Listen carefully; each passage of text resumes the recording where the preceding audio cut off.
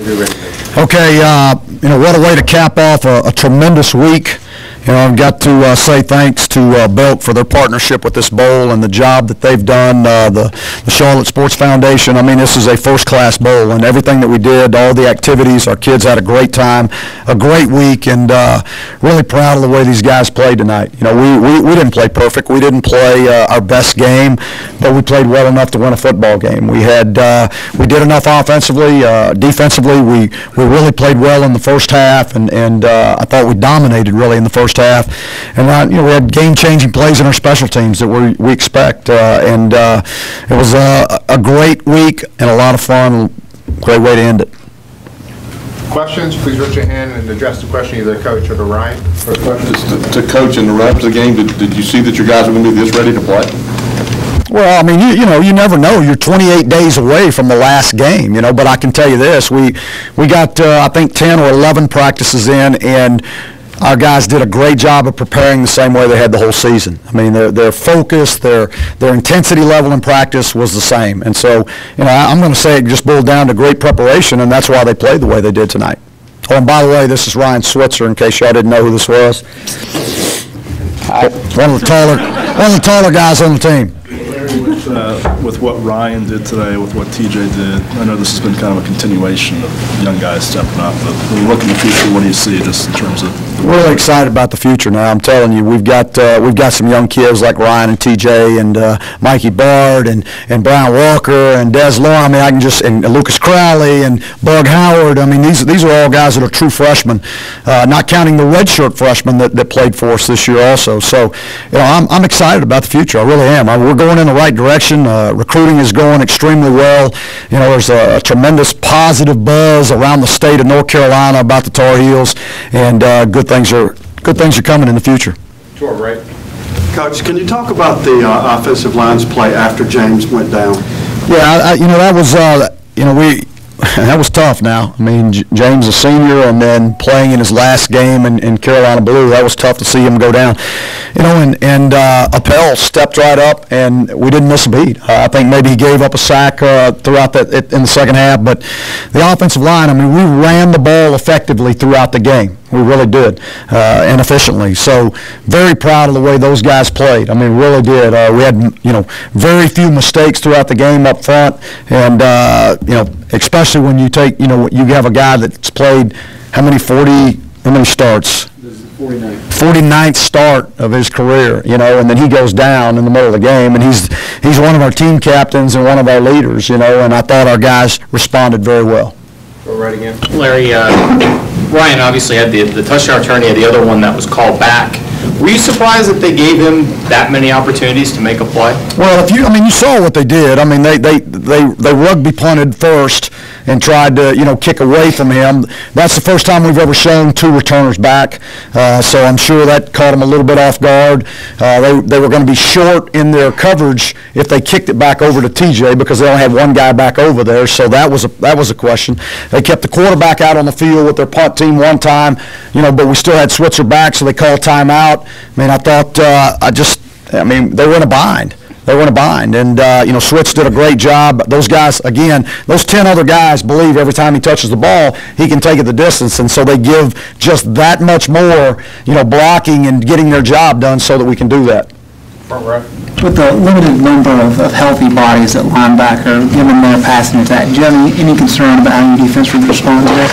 I was worried. I mean, I knew it was going to be rough against the run because we were going to have one linebacker on the field, and only one of them was healthy.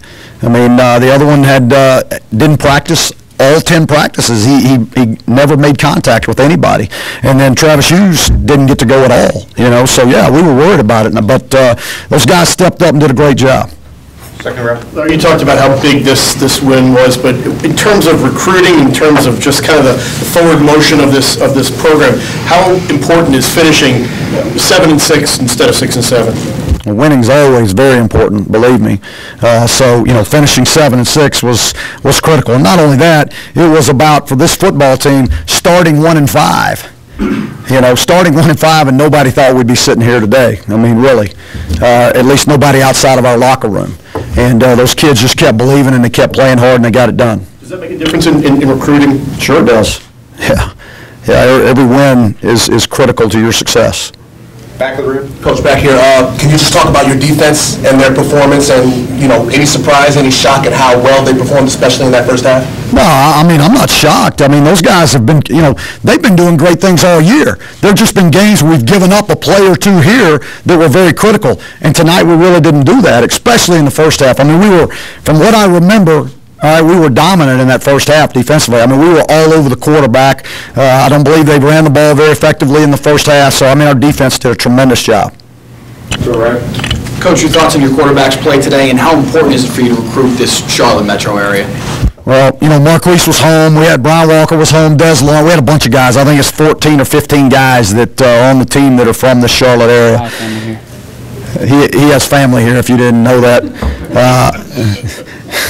But it's critical for us to have such a tremendous presence in this area because there's such great high school football. And Marquise, he didn't play his best game. He didn't. He'd tell you the same thing. But he did enough for us to win a football game. And that's all that we worry about. Questions for Ryan is also from Rep. I got one for Coach. Coach Tuberville talked about the injuries that they had on the offensive line. What did you guys try and do defensively to take advantage of that? We moved a little bit around. I mean, we moved around a little bit more up front. I mean, a few more stunts, a couple of blitzes that were a little more exotic than we had been doing because we were going to be playing with a safety at linebacker for the majority of the game, with one linebacker on the field. And so, really there were some guys on our team, Trey Boston and Tim Scott, that had to learn totally new positions for this bowl game. So we're fortunate to have 10 practices with them to do it. Am I right here? Obviously, Ryan did a great job in return game, but I'm curious about punt coverage. Did you feel like you would have such an edge and be able to down the ball deep so often as you did? I mean, Tommy Hibber's been doing it all year, and that I think we finished up first in the league in our punt coverage team. So both of those units, I think, finished up number one. And so, Walt's done a great job with that group. I mean, those guys, with what we're doing with him and the coverage that we get, again, those guys take a lot of pride in it. And I think we gave up one return this year for about 12 or 13 yards, and they were crushed when that happened. We missed a tackle, and so I'm going to tell you, these guys take a lot of pride in our special teams. Give him to a right. As far as playing a complete game in all three phases, where do you think today kind of stacks up for the rest of the season? Yeah, we were probably pretty good in our special teams, and I think defensively we were probably good for about 3 quarters. Offensively, we were probably about 50-50 throughout the game, actually. That's right. Question for Ryan, freshman, tying NCAA record in kickoff returns. What are your thoughts about that?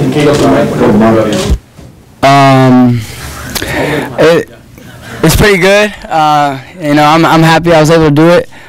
Coming into training camp, I think I was third on the depth chart. I kind of got mad because when they told me when I was getting recruited, that I was going to start a punt return or one or the other. So, I kind of, took that as just to work my way up. And, thankfully, Coach Fedora and the staff trusted me enough to put me back there. And, like he said, without those 10 guys in front of me, I don't go anywhere. And, I'm very thankful that I'm able to do this right now.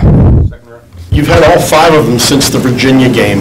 Was there anything at that point that changed or that clicked on to change things? And also, how close if at all, did you think about fair catching the one where you scored a touchdown on? Nothing really changed other than my attitude. I kind of, was beating myself up because this coaching staff trusted me enough to bring me here to be a playmaker, and I wasn't holding up my end of the bargain. So I just tried to go out there and have fun. And, thankfully the ball started bouncing my way. I was able to make some plays, which translated onto the offensive side of the ball. And then on that last one, I wasn't going to fair catch it. I wasn't getting a lot of opportunities, and you got to make every one of them count. So I guess I sold it a little bit. I was kind of lackadaisical or whatever you want to call it. And then when I caught it, they just stood there, so I was able to run. Like Coach said, at 1-5, a lot of people thought the season was kind of over. What turned it around? Why are you standing here right now? We're standing here because of our coaching staff and our senior leadership.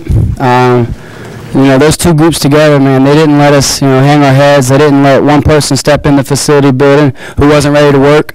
We didn't change anything practice-wise. If anything, we practiced harder. Because, we knew we had the talent, and we we had the ability to have a good season and to turn our season around. We had to have the heart to do it, and I've never played on a team that's done this before. I've never played on a team who didn't let guys quit and tank it, and I think that's a credit to our seniors, and that's why they're going out with a win today. Ray, who's faster, you or TJ? Me. Nah, I don't know. TJ's a burner, man. He ran track in high school. I mean, it'd be a good race. We may have to do it in the off season. We'll see. But. Right here in the back. How special is it to perform like this? I mean, you've been making plays all year, but how special is it to do it on a national stage, in a bowl game or whatever? And the second part of that question is, what does this do for you and the rest of your teammates that are coming back next year as far as the momentum going into 2014? It's been a blessing for me. I gotta thank God and everyone for getting me to this point. I knew I had it in me, ever since I started playing football. And everyone counts the little guy out, everyone counts the small guy out. But I always believed in myself. I came to North Carolina because I had a coaching staff that believed in me as a person and a player. And then as far as what this does for our future, it just means that the expectations are even, higher. We got to come into the off season with an attitude ready to work. We've got a lot of humble guys in the locker room and a lot of guys who want to get better. And 7-6 is great, especially from where we were at the beginning of the season. But it's not where we want to be as a program. We're tired of 7 and 8 year wins. So it's our job to prepare ourselves accordingly and make sure that we're ready for, I think, Liberty. Yeah. Any more questions for Coach? Brian, take you back down the locker room. Glad the rest of our players. Hey, how about that's first of all, that's an 18-year-old kid answering all those questions. Yeah. I mean, really. Think about that. Think about that. That's an 18-year-old kid. How big was the safety for you guys to get the momentum going, let the kickoff return there? Again, it tied in with all the pressure that our guys were given. I mean, they were all over him. I mean, and you were watching it from the sideline. It was a different guy every time. I mean, that was creating pressure, and so I thought the defensive staff did a great job with their scheme tonight and what they were able to accomplish in that first half. Second rep. Two questions. First, what do you think you'll remember most about this season? And also, are you any closer to naming an offensive coordinator? There's no doubt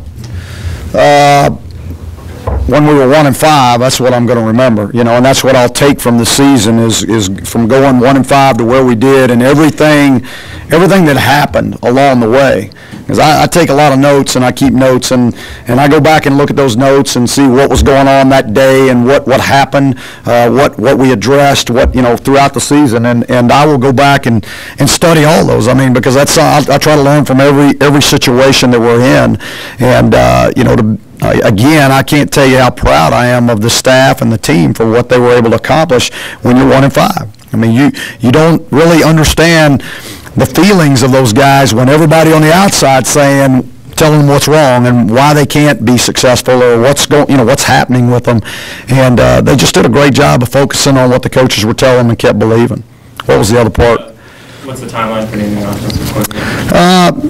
We're still in a holding pattern right now. I mean, really, we wanted to get through this bowl game, and then I'll turn all my attentions to that. I don't know if I have a day that I feel like I have to have it done, but we'll get the right person. We'll hire somebody that's going to come in here and fit with our staff and that's going to run the system.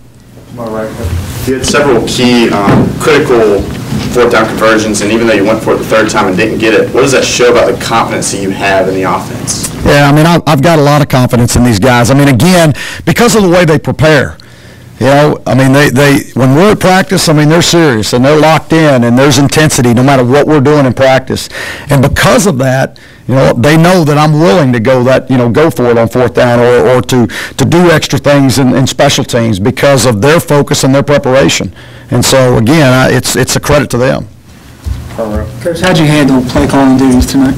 We had scripted the first 12 like we have all year. That doesn't change. And then what we did was we put Walt upstairs, a little bit easier for him to see everything from up there, brought Randy down. And then we were, in between series, we were scripting them again. We go 2 or 3 or 4 plays in a series, and then Walt was sending them down, and we were,